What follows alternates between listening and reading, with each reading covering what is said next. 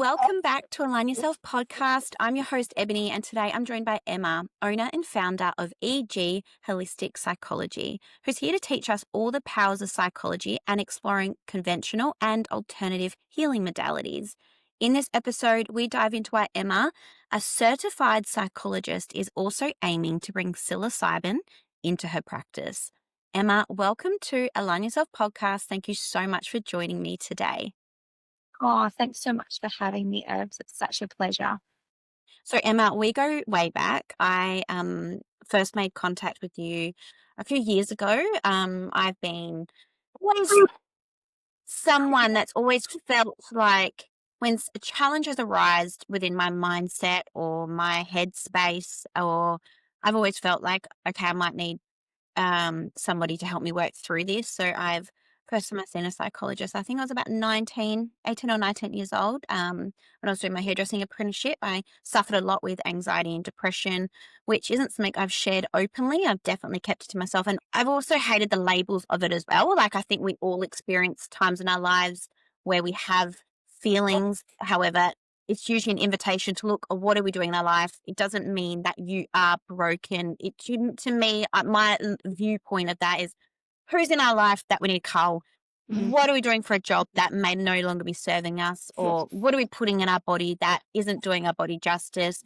All of those things. Like I think that's what I like to look. So I definitely don't like to hide, like to say I identify with having anxiety or depression. However, I definitely go through ebbs and flows of life Mhm. feeling not great in my mindset. So I'm reached out back out to you when Ziggy must have been anyway. Fine.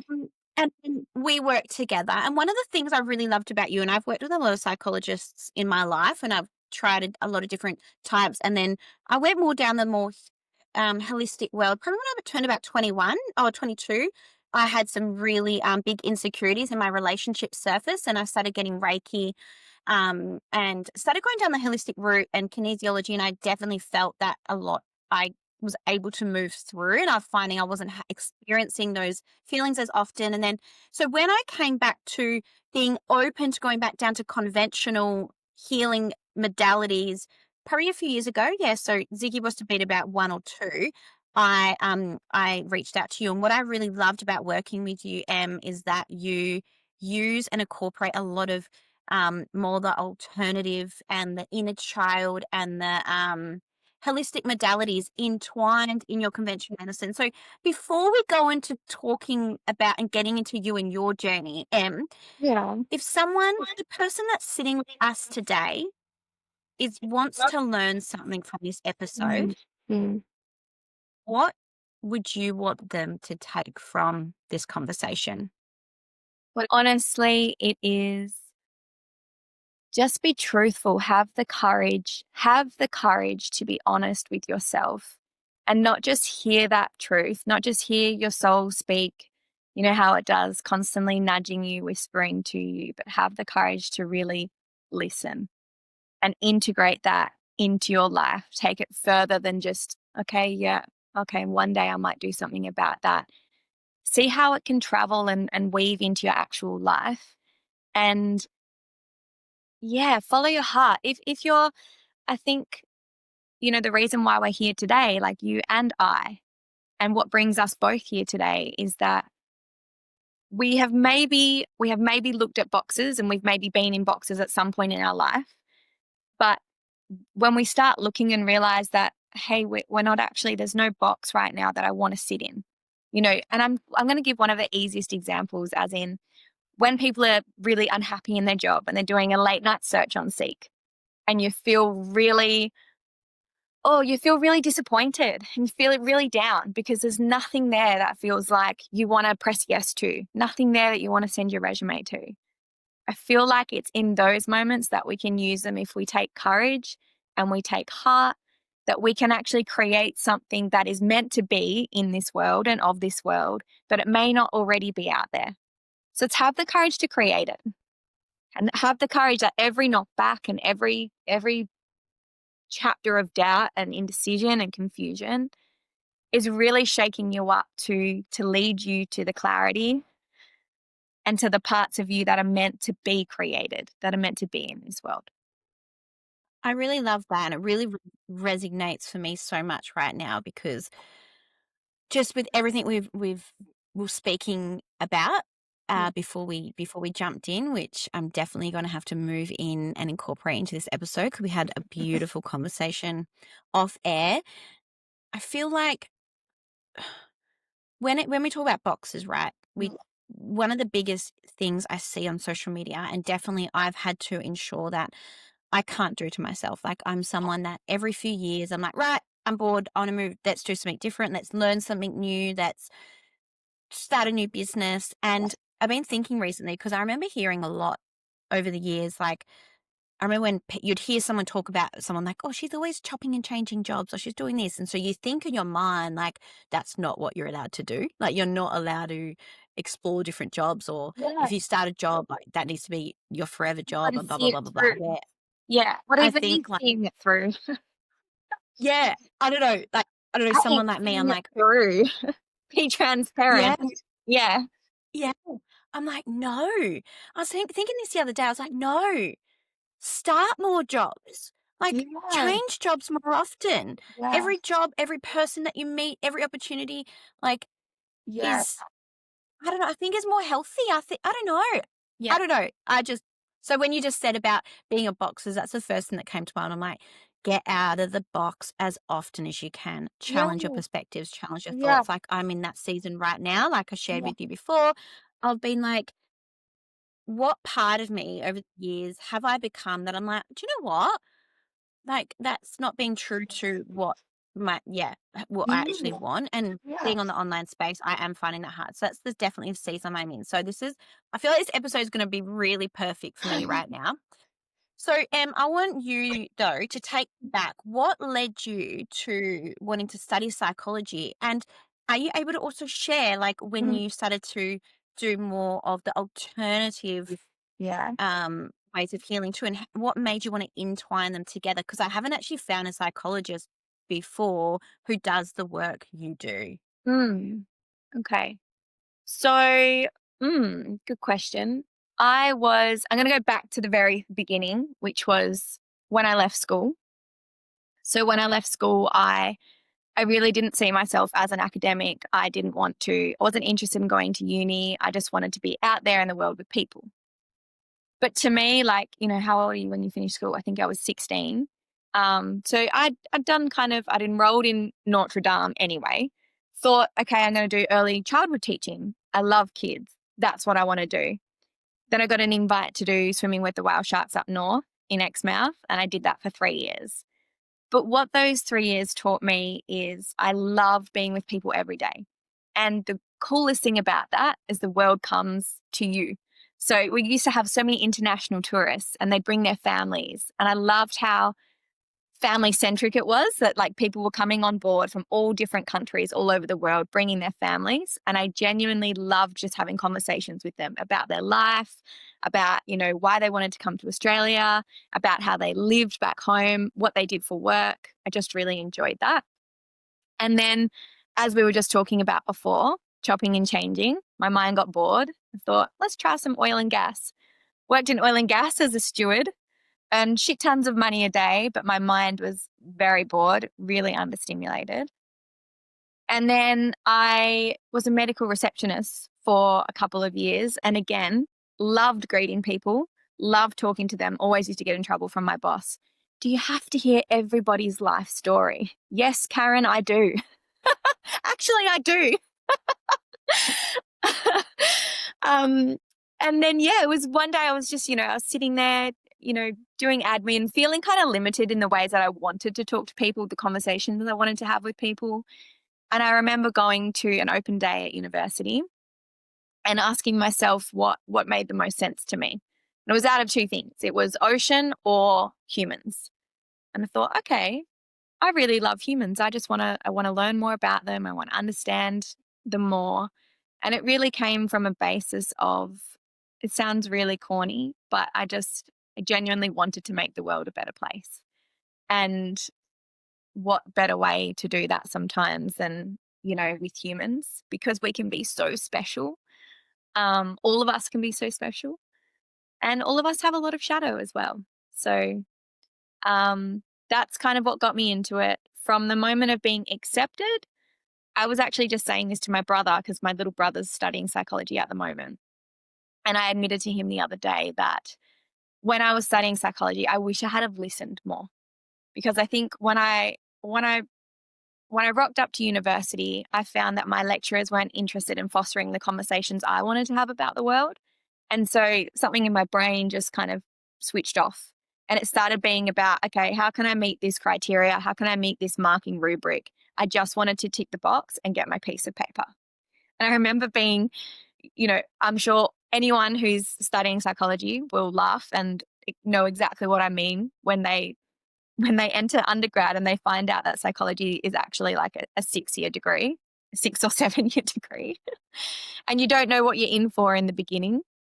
Um, and I don't know how I held on for that long, to be honest. I'm not sure how I did 6 years at university, not completely enjoying the subjects that I was given and wanting to talk about, hey, when I'm with people, like, why do I see colors? Like, why do I sense other energies in the room? Like, what's going on, like, with my body when I feel this emotion? I didn't feel that there was anyone at the time, like, think about in our generation, now it's becoming more mainstream, kind of having these alternative types of things. It's no longer alternative. There was no one to answer my questions.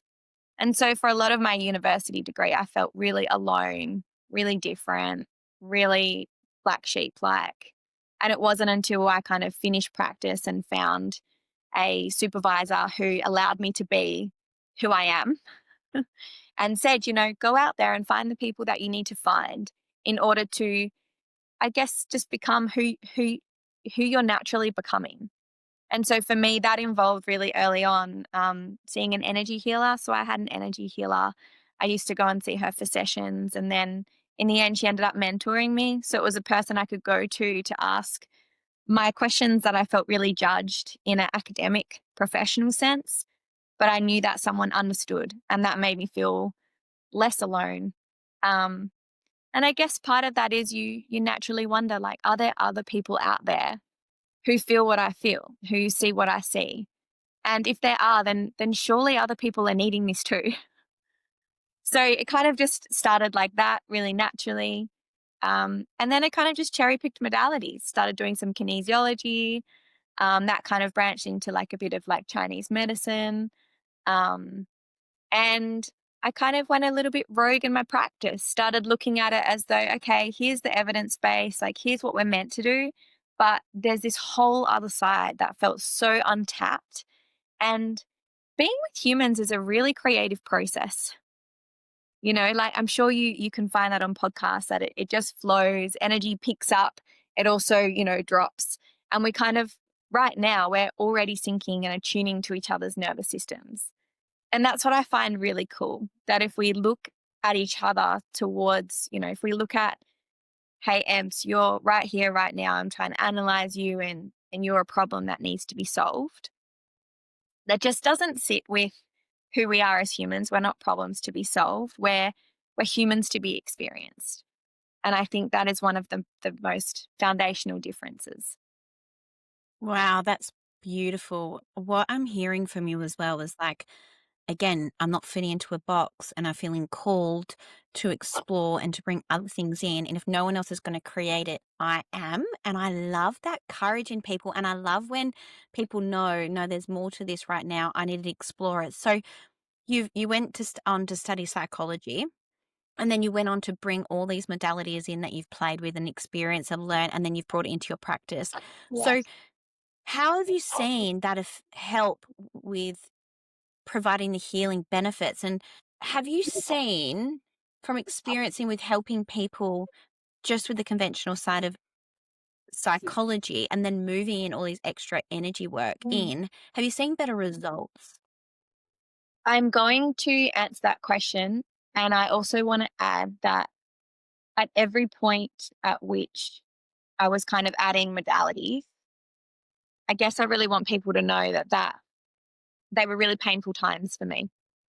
There were times where I went, oh, I've got to let go of psychology. And, exactly what we were talking about kind of off mic was very much, I've just invested so much that I didn't even enjoy to kind of be able to do this, to have access to do this. And part of me wanting to do it in this way is I knew that if I tapped out of psychology, conventional psychology, that all the psychologists would then end up the same.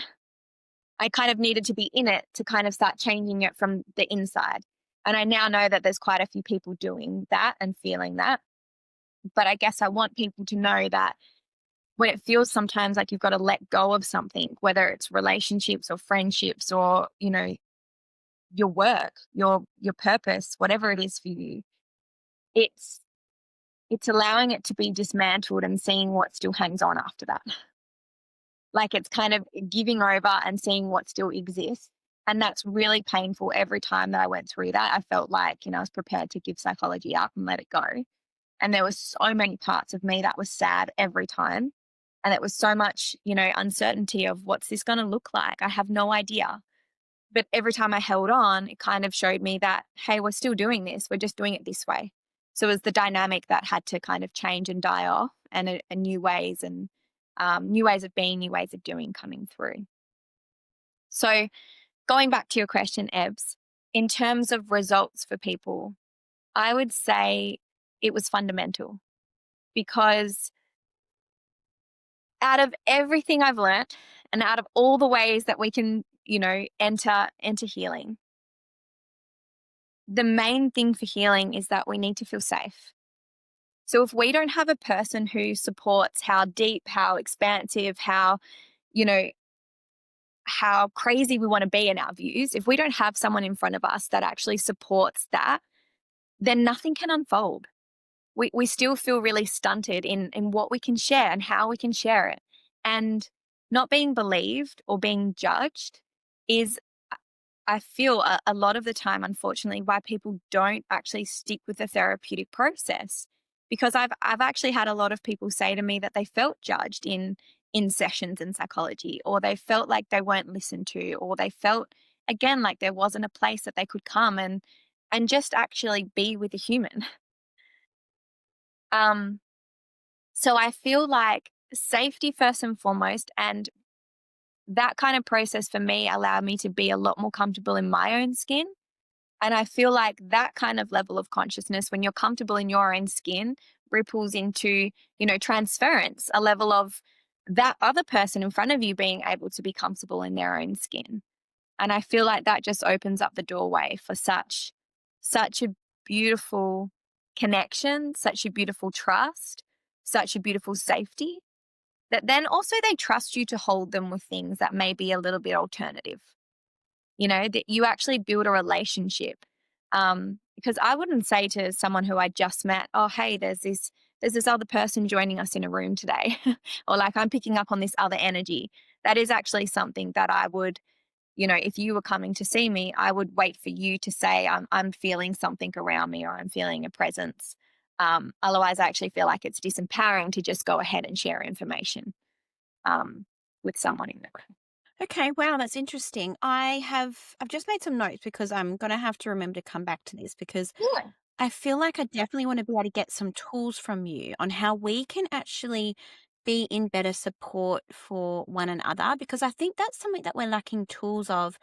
Um, we're not raised to be able to hold the conversations that we are. And one of the biggest things for me actually years ago, I was going through a really tough time. I think I was about 22 and I just felt that every time I couldn't turn my mind off my mind and I was in these I was caught in this loop cycle of I guess the first word that comes to mind is like intrusive thoughts of like and it comes back to me quite Yeah. it can come back to me. I can get stuck in it and I remember that Are You Okay Day had just kind of come Yeah. out. Like it was like heavily marketed about, on this day asking your friends and people around you if you're okay. And I remember having a conversation with someone and saying, what frustrates me about this so much and why it doesn't work is nobody knows how to hold a conversation Yeah. when someone actually says, "I'm not doing okay." Like, we're not trained. So, a friend or one of us has lost their spark. We all know a friend that's going through a hard time. You can tell their spark is off, their energy is off, Mm. or they've told us, like, "I'm not doing okay." What are some tips on how we can hold space for them in a Mhm. loving way without also taking it Mhm. on as if we need to fix it? Yeah. Yeah. Great question, Ebs. And I think I guess I'm gonna relate this to water and looking at someone drowning and knowing that you wanna go and help this person. I feel it's always about checking in with yourself. Like, where am I in this? How am I in this? Do I have space? How much space do I have? So being really honest with yourself, because if you take on, you know, if you go to support someone who's drowning, but you already feel like you're drowning yourself, as we know in water, that's going to be a recipe for disaster. So sometimes it's actually if we're checking in with ourselves and we don't feel like we have capacity, it might actually be like sharing that with another friend who we know to sort of say like, "Hey, can you check in on so and so? This is where I'm at in this moment." Or it might be that we don't have that emotional space then and there, but we might be able to have space to drop around a meal. So it's one less thing that that person has to think about. But going back to, I guess, after you've checked in with yourself, and if you've identified that you do have some space to kind of be there for that person in some capacity, just show up. I know that sounds so simple, but it's something that a lot of people don't know how to do. We hide behind our phones. We go, if you need anything, just let me know. I'm sorry, but if you've ever experienced depression or severe anxiety, you're not going to be someone who's prone to going, I'm not okay today. We withdraw. We don't feel, we're usually in a shutdown stage. The thing that's coming to my mind is that all you've learnt really well to have a mask on. Yeah. That sometimes people are like, "Oh, I didn't know, I didn't," because 'cause you've built up a mask for so long to Yeah. be strong, to hide your feelings, hide your emotions, Yeah. and so when you go to share, people are like, "Oh, I had no idea." Yeah. Exactly. So sometimes it's literally just opening up space for that person. And you know what life feels like at the moment? It's actually, depending on which circles you frequent, there's often not a lot of space for people to give you an honest answer. So I feel like that's also something you've got to ask yourself. Like, if I'm asking how someone actually is, do I have space that it could be anything in this world that that person is actually experiencing? Do I have space to, not have to control how they are or what they say to me? Can I just let their truth just land? And can I just hold that? And can I be really honest with, wow, I'm not sure what to say to that, but really thank you for sharing that with me. And, maybe we can just go and watch the water together. Maybe we can sit at the river. Maybe we can share a cup of tea. Maybe we can go for a gentle walk together. Or just show up at that person's house. Just be there while they have a shower and put some fresh clothes on. But it's really just about listening. How are you? What's going on? How long has this been going on for? How does it feel to be in your body right now? What's something I could do to support you? Something I've been doing with my friends lately is coming up with an emoji that we don't often use for anything else. So it's got to be super random. And once we've established that real safety, it's going, okay, when you're feeling really wobbly, can you just send me this emoji? And it means that, they don't actually have to reach out and go, hey, I'm not doing okay. It's just a little icon that they can send you. And then you know how to kind of go about that, whether that's, showing up at that person's house or giving them a phone call, inviting them to do something with you.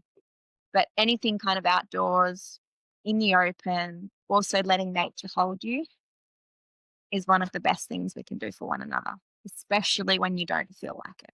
I really love that idea about the emoji. There has been so many times in my motherhood journey that I've felt that I'm, like, drowning, and that I would do anything to have just anyone walk in the door and come and save me and come and I soon have a shower.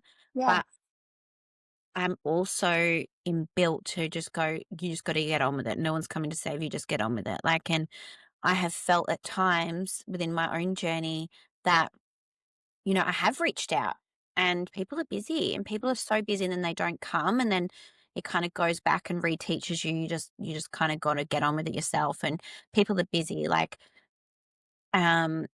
people have got work commitments and other friends they're also drowning in motherhood. So Yes. it's it's an incredibly tough time, I feel like, to be able to hold each other. And I have this is one of the biggest reasons I felt the calling to get back into speaking to someone Mm. in a psychologist, um, is because I feel like um, everyone's Right. in the depths of it at the moment. And another thing that I've realized is that in my own journey recently is that if any Yeah. of my friends give me an inkling they're not doing okay, I don't care where I'm at. I'm like, Yes.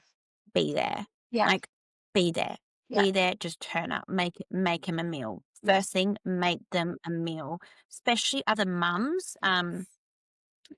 I think to make one of the biggest, heaviest parts that weigh on our mind is like how we're going to cook dinner tonight, how Yeah. we're going to feed the family. Yeah. Um, so just making a meal. And I just also want to share that being the person who has craved someone just to hold them, Yeah.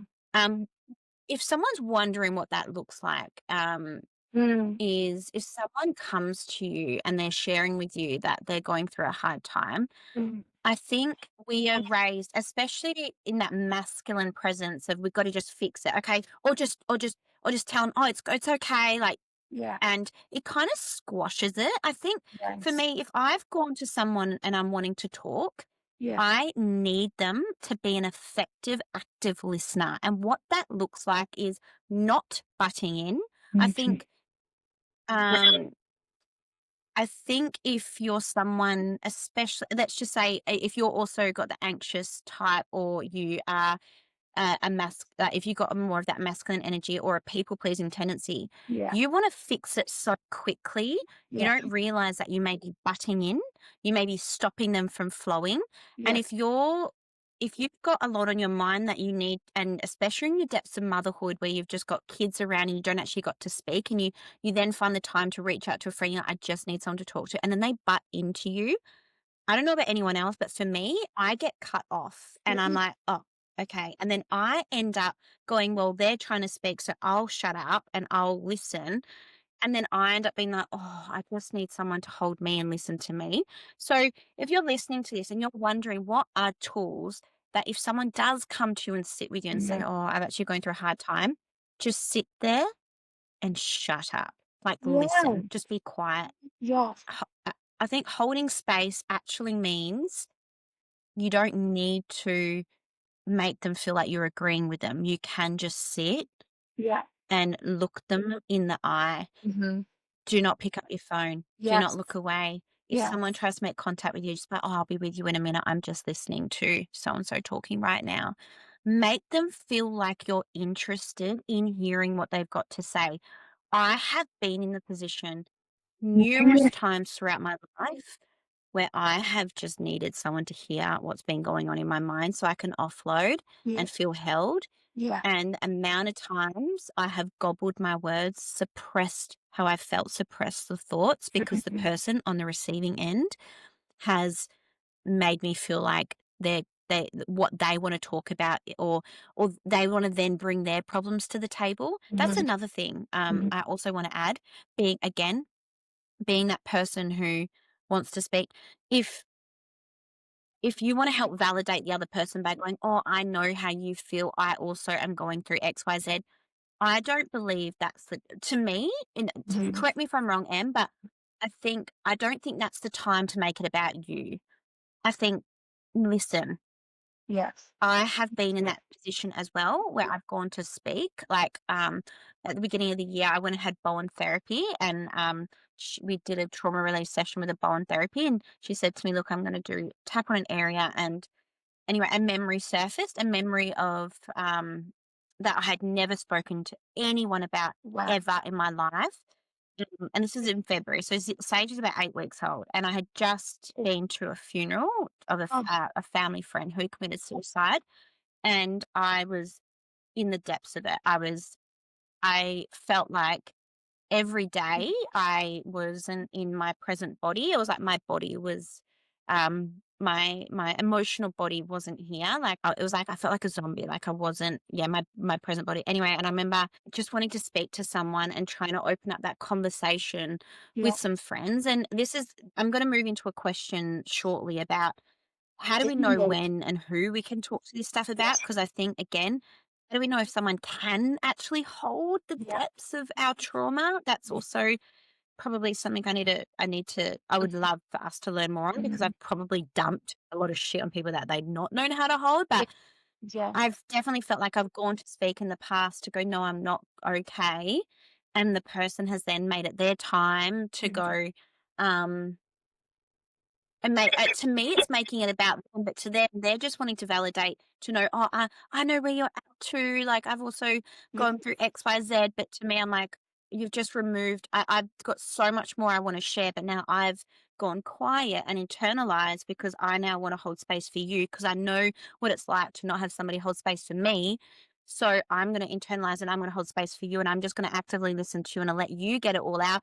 And when you can tell there's an invitation that someone wants to speak more, so you ask more questions because you can their body wants to remove, like, Yeah. and we at now from learning what I've learned about, if children know exactly what they need to do. If they need to have a tantrum, if they need to Mhm. release emotion, um, it's because they've stored it. And us as adults, if we haven't had that safe space to do so throughout our life, to actively release the trauma that we've, and this could be a micro trauma, this could be a Mhm. little bit of a bullying case Yeah. or stub your toe, Yeah. whatever it may be, but you need to release that. So I think in conversations that we're having in now, um, being able to hold space and be an active listener and not make it about you, and maybe using that invitation at another time to go, "Hey, I would love to also share something that relates," Yes. but coming back. So anyway, that was just a perspective I have. What do you reckon about that, Em? Like, do you have anything to share about that? I don't know if that even made sense.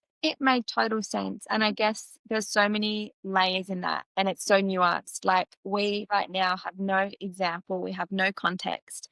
We don't have specific people in mind where we're looking at, like, cultural, social, biological, what's going on at home.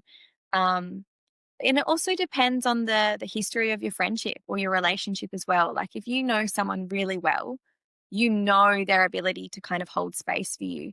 And you also hopefully can be at a level where you're really honest with one another.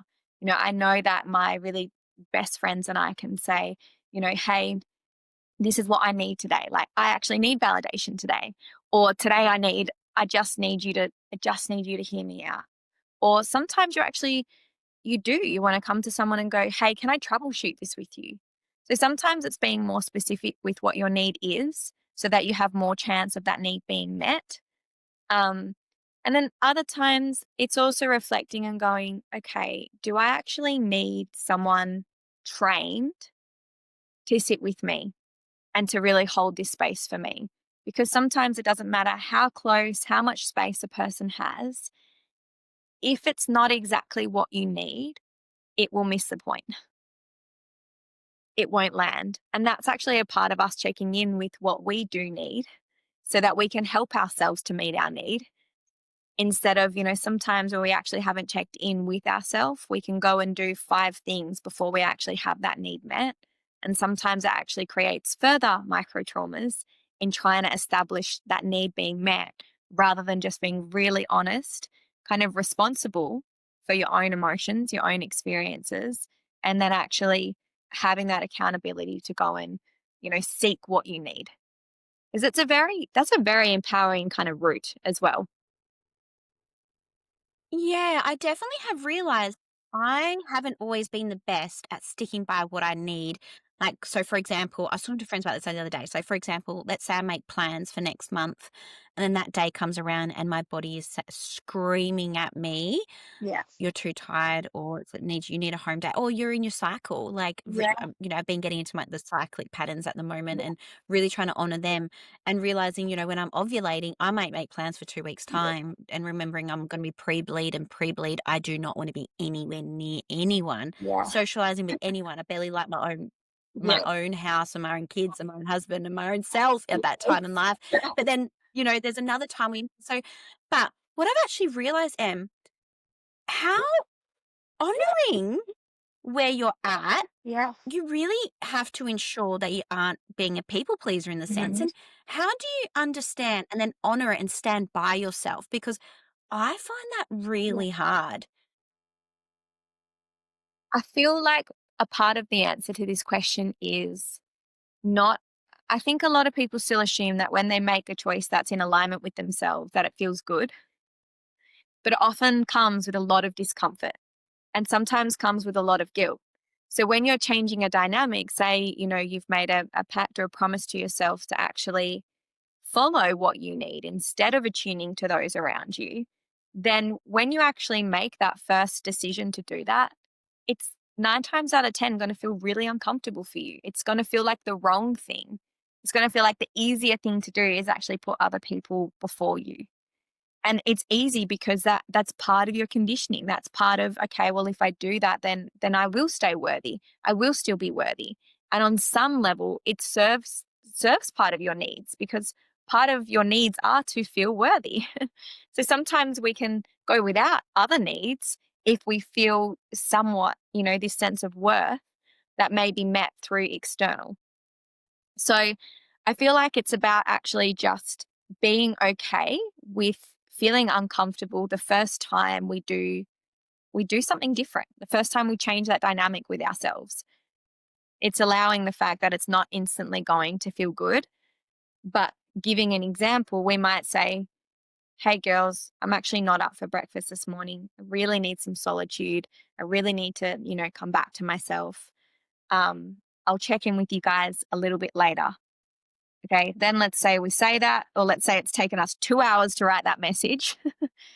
Let's say we're feeling like really guilty, we're questioning ourselves, whether we're showing up as a friend, whether we did the right thing.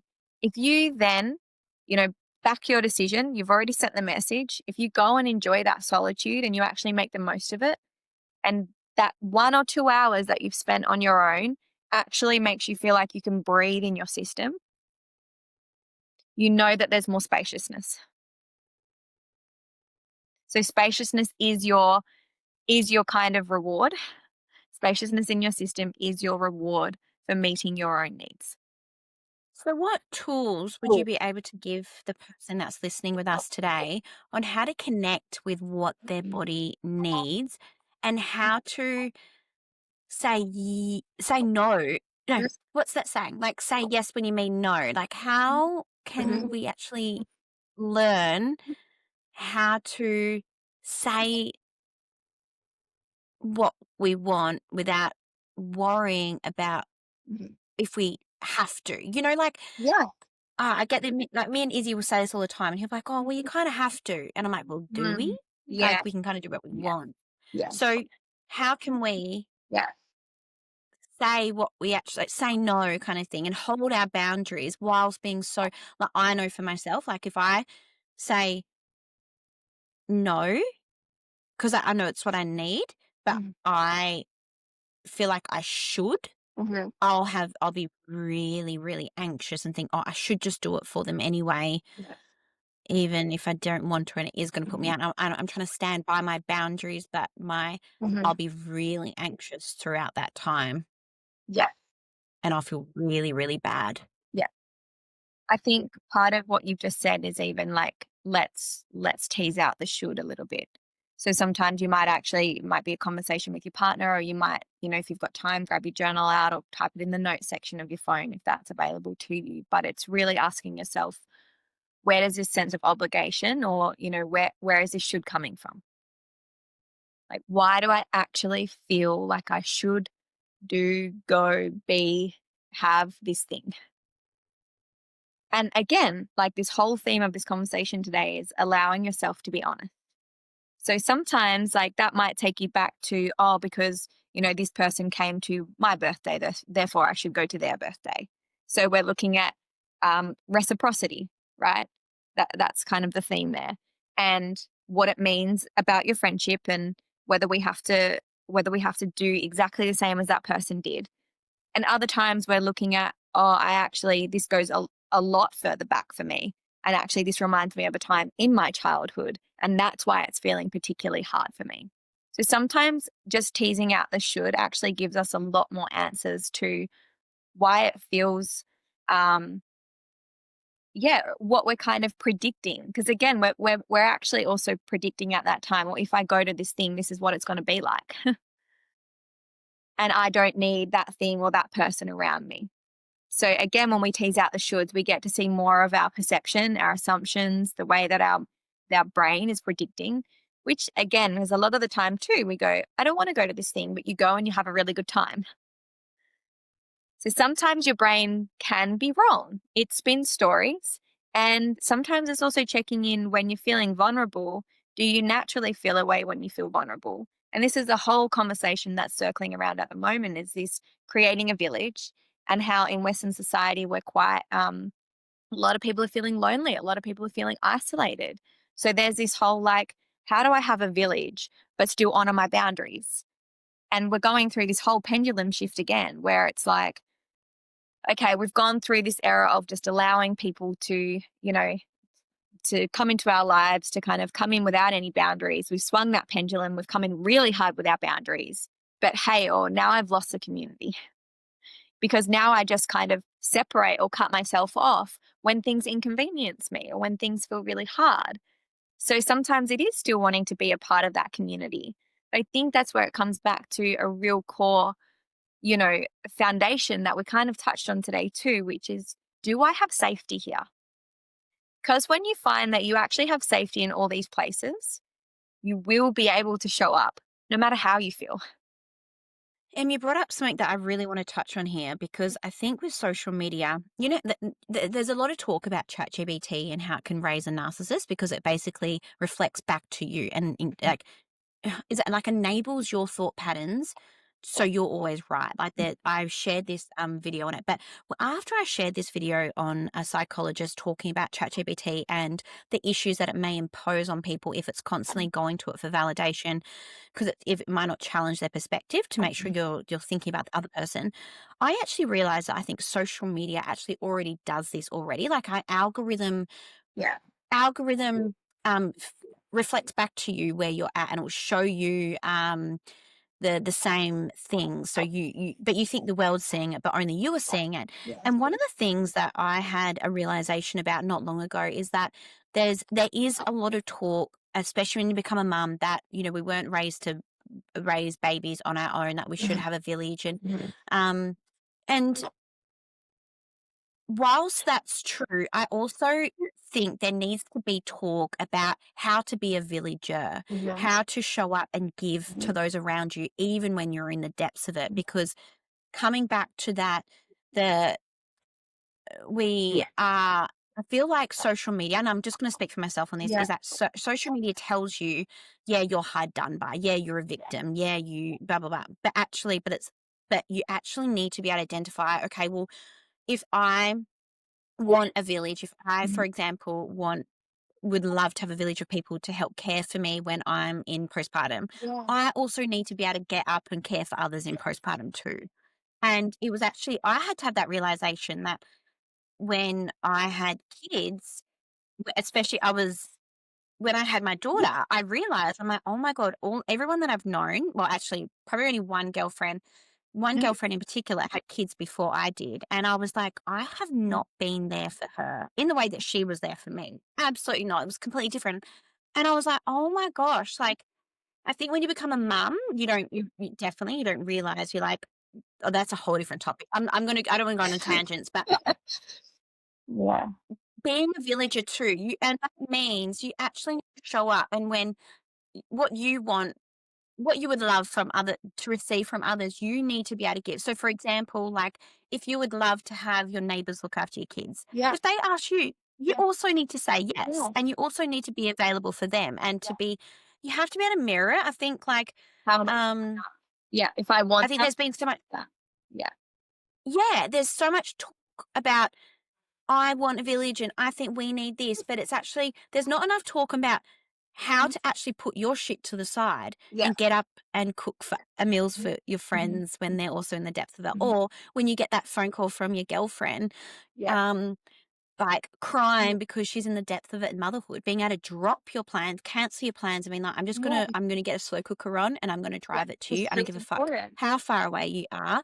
I'll Yes. leave it at your front door Yeah. because I know that if I was in Mhm. that position, that would be a dream for me, not have to worry about any of Yeah. it. But I know for me, I would be worried. I wouldn't ask. I Yeah. wouldn't, like, if I was in the depth of it, I wouldn't call my best friend and be like, can you cook me a meal, knowing that she's got a daughter also in the depths of it, working her ass off. Yeah. Like, I wouldn't also call her and expect her to do that.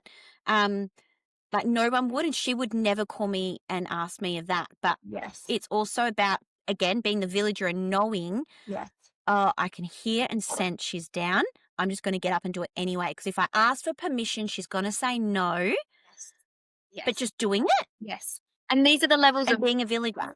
that we were talking about before of like when you're Yeah. conscious, you know your best friend, right? You know how she thinks, you know how she feels, you've got context of this person.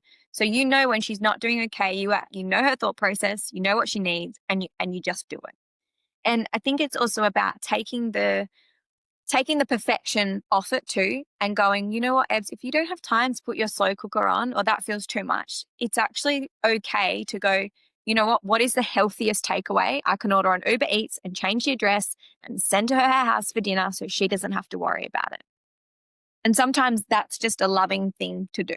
And that's all you can give, but it's still a really big gift to her during that time.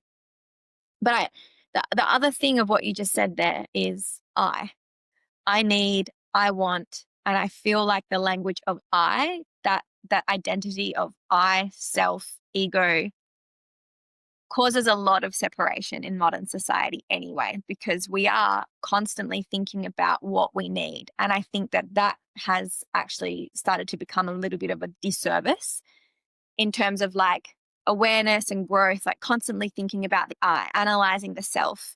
And sometimes it's like, hey, going back to this attuning all together, being together, coming back to the simplest forms of altruism and just doing something for the greater good for someone else genuinely can feel so good. It's like, have we forgotten that can actually be cup filling too? So, Em, I'd really love to get into what led you into wanting to bring psilocybin into your practice, and where are you in that journey of learning more about? Mhm. So, for anyone listening, psilocybin is mushrooms, Yeah, yeah. and there is a lot of talk about the healing benefits that it has. I've actually done a healing journey with it a few years ago, and it was profound. It was incredible. Are you able to take us on the journey of what led you to wanting to incorporate that into your practice, and where is it even sitting illegally at the moment? Yeah, yeah, sure. So I get really excited talking, just I guess that there's openness to start talking about this now and that it's coming into consciousness, mainstream consciousness, which is really exciting. So that's a real gift. Um, so our TGA approved it the 1st of July in 2023. So that's when the drug was reclassified into a controlled substance. So it meant that we could start using it for therapeutic um, reasons. And I can't believe that Australia is pioneering the way, because since when have we been a first for things like this? So it feels very innovative, feels very progressive. Um, there are clinics in Australia, in WA, that are offering MDMA and psilocybin for treatment resistant PTSD. Um, that's the MDMA, what it's predominantly used for. And then the psilocybin is for treatment resistant anxiety, depression. There's all sorts of clinical trials going on right now for existential kind of, I guess, terminal illness. So, really, when you're coming to the end of your life, really dealing with a lot of regrets and fears, and how you can kind of prepare yourself for that crossing over, um, and already feel really connected as you're doing that. And the other clinical trials are on like substance use and binge eating and things like that. So that's everything that's going on in the background right now in terms of trials. But at the foreground, you can now access treatment for psilocybin and MDMA. You would need to, so at the moment, we can't publicly advertise it. So to listeners right now, I can't tell you where to go. I can't tell you where the clinic is. I can't tell you where I work, which is, I guess, still a little bit of a barrier and can feel quite confusing to people. But what I will say, if you're interested in this, if you're wondering if you're a candidate for this kind of treatment, go to your local physician or whoever, like it might be a chiropractor, it might be someone in the know. Ask whoever your health provider is and ask them if they know where to kind of refer you to. Failing that, you can use Mind Medicine Australia. So they've founded a lot of research in this area and they deliver training. So I did their 4-month training. It was last year when I was pregnant. I flew to Melbourne to do this training. And they will be able to help you find where the centres are around Australia and to get you in touch. So I'll go into what kind of brought this into my sphere. And really it's much of what I was saying before. Every time I felt like psychology for me needed to collapse, it was again that old ways of doing things needed to be shed and new ways of things needed to be created. So for me, this was again another kind of dark night of the soul moment where I was really questioning, does psychology even work? Like, does sitting in front of someone having these therapy sessions, does it work? Is it effective? Why do people, and I think there's so many different opinions, like some people actually love coming to therapy and the same therapist for multiple years. And having someone who you trust that can provide that safe space, as long as you're growing and evolving in that time, is really different to staying stuck and rigid with the same person in therapy. Um, so I guess I started to realize that, again, conventional psychology has its limits and people needed more. And I started to question, how can we actually get people out of their really rigid ways of thinking and believing? Because I don't know about you, Ebs, but when you've either been in that kind of mental prison yourself where you keep looping on the same thought or the same belief or that same kind of emotion keeps popping up in your body, or whether you meet with a friend and they've been in a really, similar cycle for a really long time, it starts to feel really tiring kind of being with that person. Feels really tiring being that person. Um, so I was really in search as to what could create more flexibility, what could create more openness, what could create naturally more harmony in the body, and what really fosters this sense of, just going back to we are innate healers. And how do we do this naturally? They say that magic mushrooms are nature's gift to nature. And has the lowest toxicity even over the potato chips you buy in the supermarket. Like, how are potato chips legal selling in the stores for $7? And we are still on the fence about, I guess we don't really meet ourselves when we eat chips, but we can really face parts of ourselves when we're, you know, taking medicinal psilocybin. And to bring that into therapy where you're well contained, where you're safe, where you have someone trained to really hold you when things come up, because they do and they will. That's the difference between, having a bad trip and having something actually come out and come through and dissolve. So one of the most amazing things that I love about psilocybin is that it seems to stick. And it's not just the psilocybin itself. So the psilocybin, the way that our brain kind of sticks to it is psilocin is the way that it takes to us, and it impacts our serotonin receptors on the 5. It's the HTA2 receptor. Basically, it dumps a whole lot of serotonin into our brain. It makes us a lot more malleable. It basically what's his name? Mr. Pollan talks about it as though it's creating fresh snow. So instead of using the same track to go for a different run, for snowboarders and skiers out there, it overlays this beautiful kind of fresh powder that you can choose a new route. And for people that have been really stuck in trauma, really stuck in the way that they see and the beliefs that they hold about themselves, to have insights and creative insights and a new pathway that they can take actually is a new lease on life for that person. It's incredible. If the person that's sitting here listening has never tried any drugs, Mhm, and so when we talk about trying mhm. psilocybin, which is Yes. also known as magic mushrooms, they may have a very fixed mindset Mhm, that they are bad. mhm, What would you say to them if they're sitting here listening and you're saying that this could be a straight new track mhm, to a new way of mhm. thinking that may be so healing for you and you may be able to break free? Yeah, What would you say to them if they're thinking, no, like they're bad? It's going to be a bad trip. You can get stuck in that trip forever. And yeah. yeah, what would you say? I would say do your research. I would say thousands of thousands of humans have been doing this for millennia. It's just because it's not yet documented and maybe we gravitate to people who are like-minded. So, if you haven't done drugs and you have a negative perception, and I'm going to switch from drugs to medicine, which I think is a really big, it's a change in intention, right? There's a really big difference in the way that you use medicine and what it's for.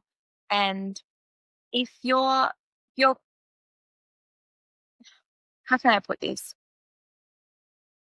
One of the greatest gifts you can give to yourself and the people you love and who love you is to transform yourself, is to question yourself, is to allow yourself to be whoever you are underneath all of the layers and all of the conditioning that have been put on you. And if this is a way to kind of fast track this in a way that, and let's be real, sometimes it doesn't fast track it. I think there's a lot of, um, if you're completely new to any medicinal kind of plant based medicines and therapies, that working with your mindset and doing a level of preparation before you actually open up to medicinal use of, psilocybin or MDMA is 100% necessary. Because if you don't have a semblance of what may be under the surface for you, if you don't have a semblance of how to hold that and how to work your way through that, that can then feel really unsafe. So I think it's also about, okay, where throughout history and culture have people done this before us? Like long before we had GPs, antidepressants, all of that. Why would nature give us something so amazingly powerful for free if we weren't meant to have it? Do you drink alcohol? And do you eat processed foods? Have a look at the level of toxicity, especially of psilocybin compared to alcohol, and your decision will be made for you. Do you want to gift yourself and the generations before and after you the gift of you actually arriving deeper into your soul? I don't know. To me, that's just such a no brainer, Ebs. But they're just some questions that you can sit with. And it's really healthy as well. Skepticism is healthy, fear is healthy. So ask yourself those questions, can I enter a bad can I enter a bad trip? Yeah, of course you can. But doing those things to mitigate a bad trip. To me, there's no such thing as a bad trip. The medicine always takes you where you need to go. But again, it's about being with safe people and being with a sort of guide or a mentor or a therapist who can hold that space for you, who is trained to hold you when things come up.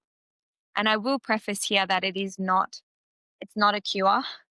It's not a one solution. It's just one accessible tool. If we look at it as a tool, like this is a tool that's available to us.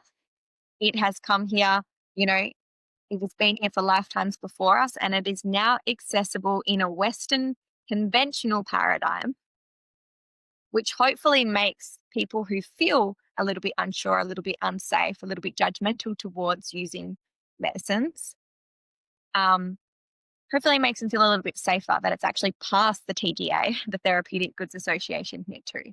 Because I know that that's actually important to a lot of people out there as Have you What would you say about for people who aren't wanting to open their mind or their thought pattern to healing well. or changing on working, especially if they may have lost people within their life, like like family members um, that you no longer speak to or you've had falling outs with? Like, how would you deal with that when people aren't willing to face or change their thought patterns or try anything new and they never see themselves as the issue? Yeah. This is such a hard question because, again, so many layers, but I would always say curiosity and compassion first and foremost, because it's really easy to get stuck in, especially if you yourself like to do the work. It's really easy to become judgmental, frustrated, angry, disconnected to people that don't want to do the work because straight away you can see oppositional values. And that's one of the hardest things I feel, for our ego is to have connections and relationships to people that have completely polar opposite to our values. So this then becomes about, well, how do we hold space for people who don't align to our values? And are they still worthy and deserving of love and of care and connection? Can we still treat that person with everyone is empowered to make their own choice? And it's not always about, you know, making that our mission to have that person change. Sometimes it's asking ourselves, why do I need that person to change? And it's just continuing to live our aligned life to see if just by being, around us in the same kind of, rooms as us, does that kind of, does, are their minds ticking over? And if not, then that's okay because we have people who choose that, and everybody is allowed to make those choices. Um, but yeah, it primarily is coming back to that curiosity and compassion. I wonder why that person doesn't want to embark on that journey for themselves. I wonder how that person views, what we're talking about here. I wonder if that person is content in their life. I wonder if they feel a sense of harmony within themselves. A lot of the time it's kind of for me it's fear for a lot of people, or it's just not having a level of openness towards oneself. Um yeah. I've been in the position where I've been sitting across from somebody numerous times throughout my life where I have felt that we would both do the work. Yeah. Yeah. We could both come out of it in a better place. And Yes.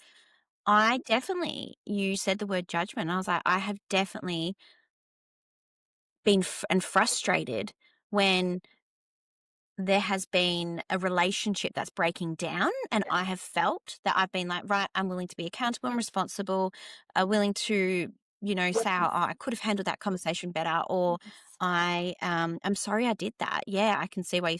And then the person sitting against on the other side of me may not have any accountability, responsibility for, or be open to better working on it, but yet they're looking at me like Mhm. I have to do it all. And Yes. I've actually realized there's been times where in my life where I've gone, I need help. I need to do the work. I need to change. Like, Yeah. I've let someone down. I've said the wrong thing. I've hurt somebody, something I've done. And then all this pressure on myself that I'm the problem. I need to change. Right. But then I'm sitting across from somebody, Yeah. and there's been numerous people in my life. And I still kind of be like, and then I have been, and then I've gotten to the point, I'm like, why am I the only one Mhm. doing this and looking inward and being accountable and responsible and apologizing Mhm. and being wanting to move forward so we aren't in, we can grow in our relationship. Yeah. How can But does I it would love to know the tools on integrate? how not to be so frustrated and Yeah. angry when Yeah. I feel like I've been the only one and the other person may not be open to it and may not look at themselves as the issue whatsoever. Yeah. Again, it comes back to I'm really the question that you just asked, like, how do I not become so angry and frustrated, when I'm sitting across that person? And my question to you is, why can't you be frustrated and angry? It's integral to the process and it shows you what matters most to you. And I feel that, for me, sometimes it's coming away from those conversations. And what comes after the anger and the frustration is grief, because I often can see the potential of how our relationships could be with the people we love if we were both willing, active, accountable participants. And so it actually does break my heart when there is a person who is not willing. And maybe it's a lens of denial. Maybe I still like to believe in the better good and say, maybe one day they will arrive and maybe one day we will have our time. But for now, it's allowing myself to feel that emotion of anger, that frustration, later on that grief, and sometimes that sadness. Sometimes it's someone really close to you. Like for some people, it's their mom or their dad. It's really hard, especially when you make your life about having honest conversations and putting a hand up for things and, becoming better together, enjoying life together, attuning together.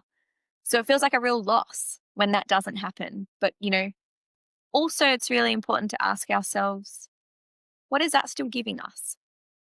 Like by not having that person kind of partake in that journey, still what is that giving you? Like in your context with the person you're thinking about, Ebs, what does that give you? What do you do with that frustration and that anger? I can definitely see that it moves on to grief, doesn't it? Because you get to a point where you can't control that other side. You can't control what the person on the other side is doing. But then that leads to the fear of abandonment. Like, well, okay, well, unless I just settle for it and go, okay, well, I'll change Yes. and I'll say, I'm sorry, I wish I had handled this better or maybe been more open and Yes. done what I can. And Yes. then that leads to that resentment for that other person where it's like, and then the fear of abandonment comes up to go, well, unless I change, if I really want this relationship to work, I'm Mm. just going to have to settle for less than what I deserve. Which is why it's so much easier to put the emphasis on that person changing. Because if we've all felt the feeling of abandonment before, it is so deeply painful that we will do almost anything to move away from that feeling. And what better distraction than to focus on why isn't that person changing? Why don't they want to change? That makes me so angry, so pissed off. They don't know what they're missing out on. Than to sit with how we feel about that, knowing that we actually can't control anything to do with that person in their life, but to actually sit with our feelings around that and that deep core abandonment, especially if you have a wounding around that, is really hard. So, what would you say What for would you anyone that's sitting with us that is going through this right now in their say? life, where they've got a friend or a family member that may be hurting them in some way, but for them to speak up or to be able to be met with, they want to have a conversation, but the conversation isn't going to be met with the level of Yeah. recip- reciprocance Yeah. on the other end. And then therefore, it's Yeah. going to lead to them going, well, you're too hard. I'm just going to drop you. Mhm. How can we feel that, but honor ourselves and what we really need anyway, Yeah. and be able to move through that Yeah. on our own? Yeah. So it's much about, you know, one of the oldest sayings, that reason, season, lifetime. And I think it kind of comes back to a little bit of non-attachment. Like we can still have love for people and still be happy to see them. And maybe we feel comfortable having a catch up with them once a month instead of once a week. But it's kind of about, asking ourselves, on what capacity can we have a relationship with this person and still show up with love for them? And if we can't do that, then why would we see this person? Because if we genuinely are showing up with resentment, with hatred for this person, that's not good for us and it's not good for them. So that stops being loving, So it's about asking yourself, okay, well, if this is starting to feel too much for me, seeing this person on the current basis that I am, can I create a little bit more distance? Can I create a little bit more space? What is this teaching me about my relationship to judgment and compassion?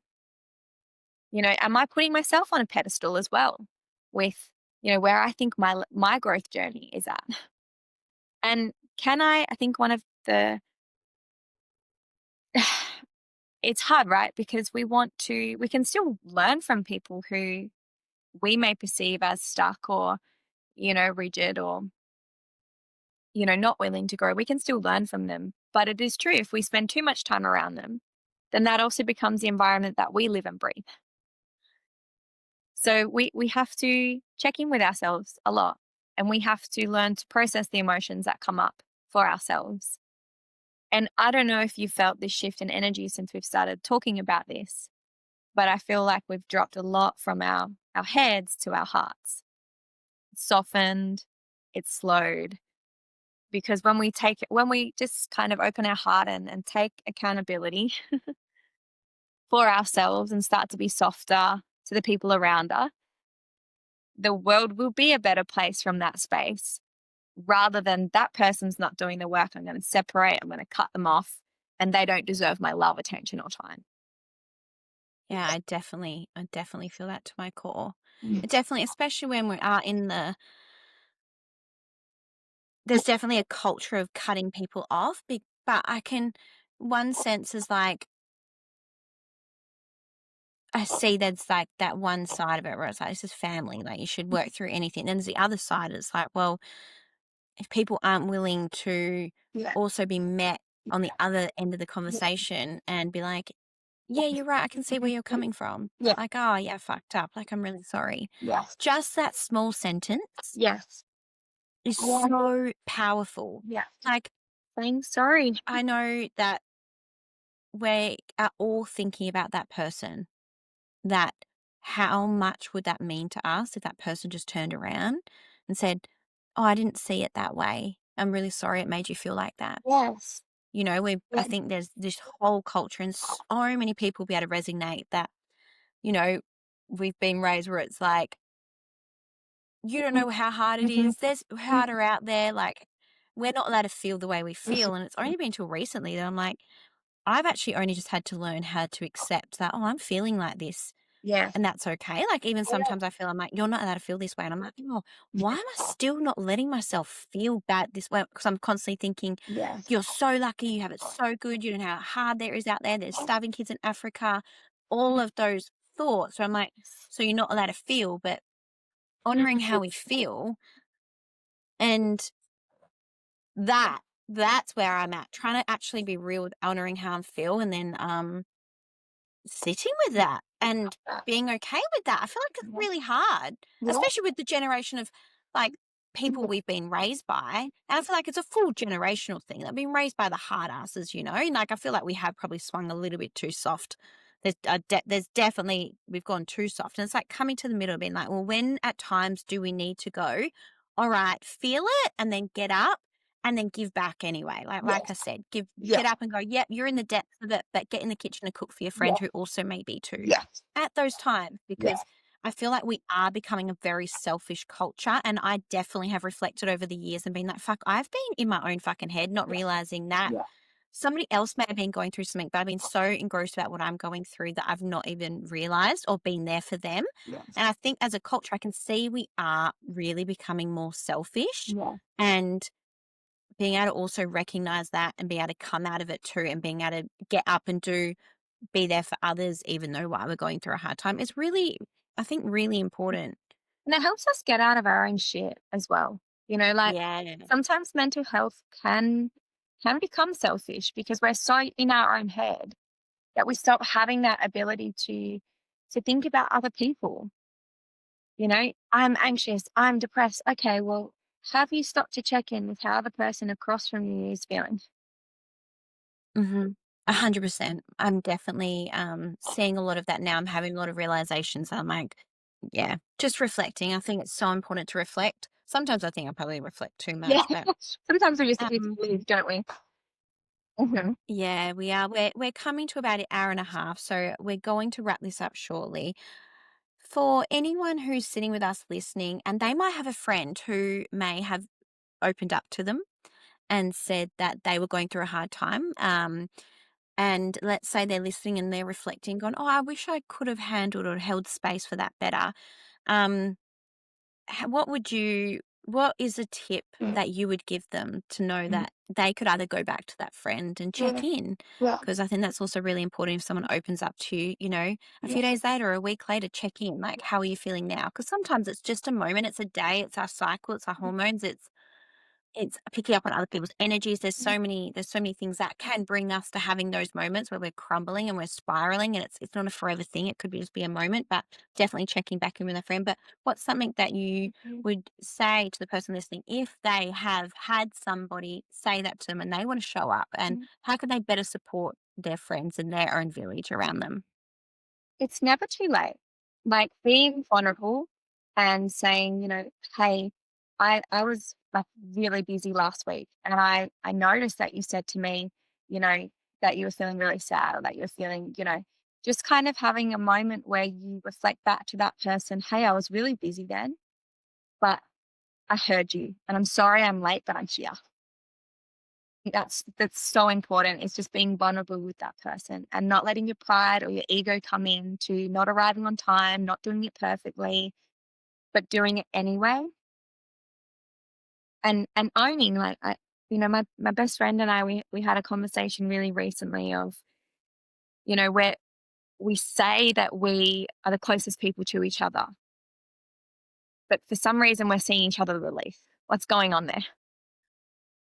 And really unpacking it. If you have the ability and the space in your friendships and relationships to have these conversations, to ask what may be getting in the way of you showing up for each other on those hard days or those hard seasons, unpack it together.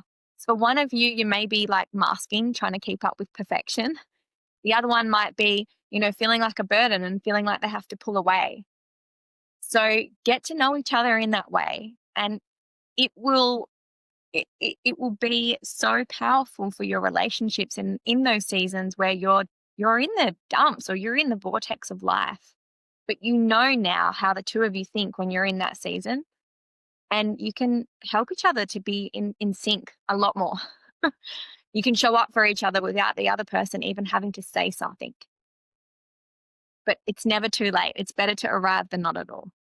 And I'm just going to touch on that. And again, being an active listener, when we go to share, if someone's trying to share with you, knowing their eye contact, knowing their body, like they're about to go Mhm. deep, about knowing when to just be quiet and just to listen.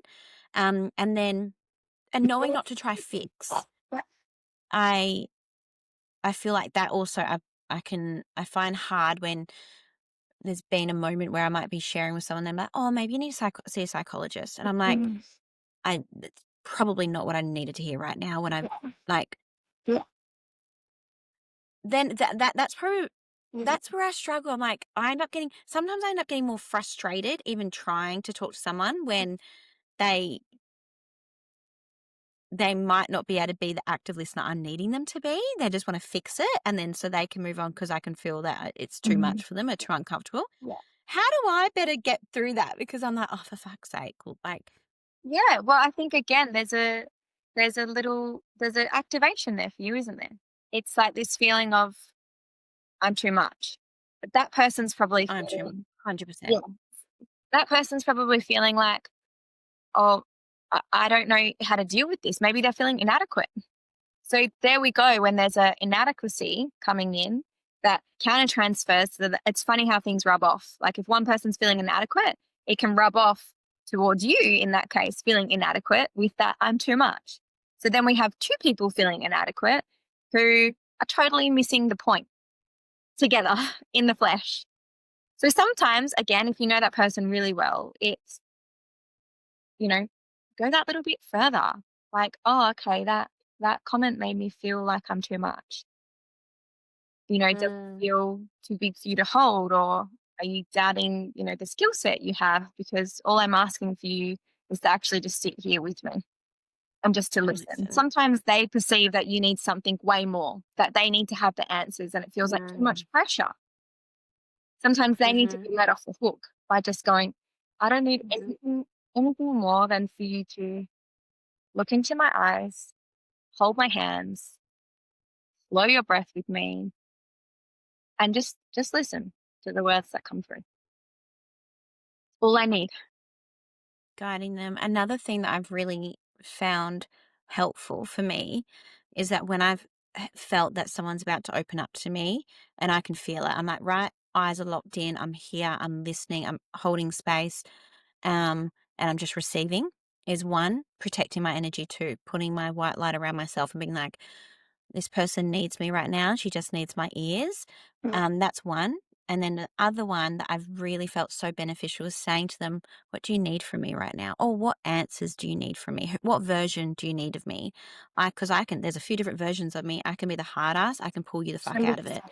I Yeah. can be right. What do Yeah. you need? And if they're like, nah, I just need a vent. Because sometimes that not long ago, even my best friend, she needed to tell me something. And I said to her, what do you need from me? She was like, Eb, I just need a vent. I'm like, perfect. I'll shut the fuck up. I'm not going to try to fix it. Yes. Yes. I'm not going to give you advice. Yes. I'm not going to tell you because I believe as women, we all know our answer when we all tune in to um, Yes. our intuition. It's always speaking to us, but sometimes we just need a vent and just to fucking have a whinge too. So I think also being able to, on the other receiving end, being able to go, what do you need from me right now? Who do you need me to be for you? And sometimes that's just either active ears, and sometimes I might even say, nah, pull me out of it. Tell me my hard Yes. truth. Yes. Like tell me it. Yeah. But I need to hear it. Like pull Yeah. me up on my shit. And then pull me up on my shit. So I think it's so important to have that, like you said, have that relationship, but have that understanding of how to hold these conversations, which is really, it is really challenging. It's learning how to be on the receiving end of the heaviness. And I think when you're aware of how much you're talking while someone's trying to share, um, and yeah, it can just be. I've felt it in my time getting frustrated when I'm in the depths of it and I'm just needing a big vent, and the person on the receiving end is like not saying the right things. I'm like, oh, I just wish I hadn't have even bothered. Like, I just want to go home and scream into my pillow. So, Em, we're going to wrap up this episode for today. Where can people find you? So you can find me on EG Holistic Psychology, either on Instagram or if you search for Emma Louise Goodfellow Psychology, um, you will also find my webpage there. And we've got a team of 5 amazing therapists. If you want to discover or explore or start your journey, we'd be so happy to walk that path with you. Thank you for tuning in right to the end. Please send this episode to a family member, a friend, and your other half to ensure we are always challenging our own mindsets, belief systems, remaining open minded, and growing in new ways. If you haven't already, please leave a review on Spotify, or if you're listening from YouTube, subscribe to our channel. We hope that you have the most amazing day, and we'll see you next week.